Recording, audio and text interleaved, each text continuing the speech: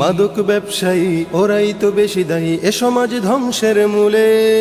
ছেলে মেয়েদের হাতে ওরাই তো দিনে রাতে শত শত নেশা দেয় তুলে। মাদক ব্যবসায়ী ওরাই তো বেশি দায়ী এ সমাজ ধ্বংসের মূলে। ছেলে মেয়েদের হাতে ওরাই তো দিনে রাতে শত শত নেশা দেয়।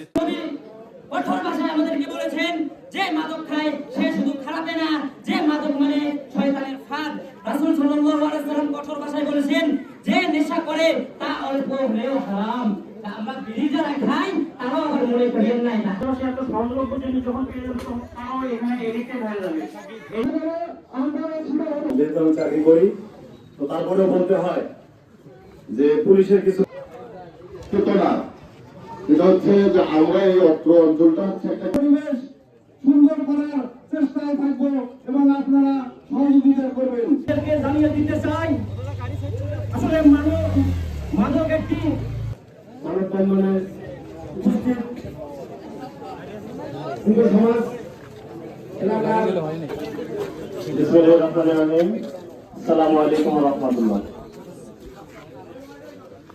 এই উদ্যোগটা খুবই ভালো একটা উদ্যোগ। মদ গাঁজা বেচে ওরা হয়ে যায় হাতি ঘোড়া, কলা গাছে হয়ে যায় আঙুল ফুলে।